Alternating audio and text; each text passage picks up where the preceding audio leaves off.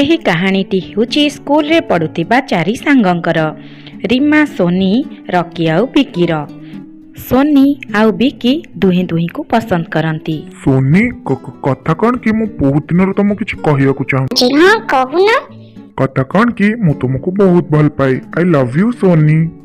ହଁ ବିକି, ମୁଁ ବି ତୁମକୁ ବହୁତ ଭଲ ପାଏ। ଏ କଥା ତ ତମେ ଜାଣିଛ ନା। ଯଦି ତମେ ମୋ ମୁହଁରେ ଶୁଣିବାକୁ ଚାହୁଁଛ ତାହେଲେ ଶୁଣ।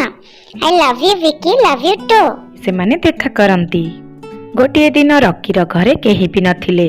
ତାର ଘର ଲୋକ ବାହାରକୁ ଯାଇଥିଲେ। ତ ରକି ଆସି କହିଲା, ଶୁଣ ସାଙ୍ଗମାନେ, ଆଜି ମୋ ମମି ପାପା ବାହାରକୁ ଯାଇଛନ୍ତି।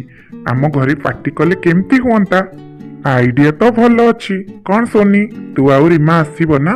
ହଁ ମୁଁ ତ ନିଶ୍ଚୟ ଆସିବି। ଘରେ ପାର୍ଟି କରିବାକୁ ବାହାରି ଗଲେ। ରକି ସାଥିରେ ୱାଇନ୍ସ ଆଉ କିଛି ଚିପ୍ସ ନେଇ ଯାଇଥିଲା।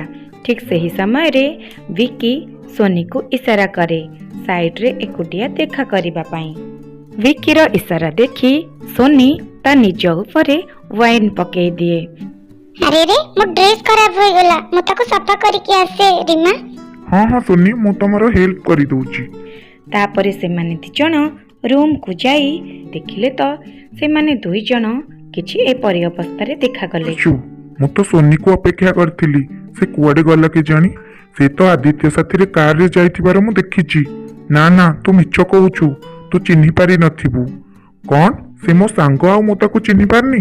ତୋର ବିଶ୍ୱାସ ହଉନି ତ ରିମାକୁ ଫୋନ କରି ପଚାର। ପରେ ସୋନି ଆସି ପଚାରିଲା, କଣ ହେଲା? ତମେ ଆଉ କଲ୍ କରୁନ?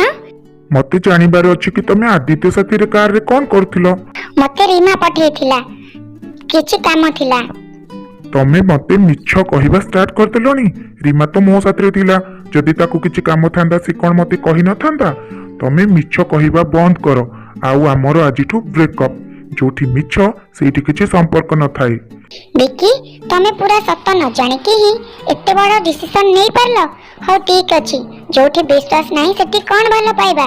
ଆଜିଠାରୁ ଆମର ସବୁ ଖତମ।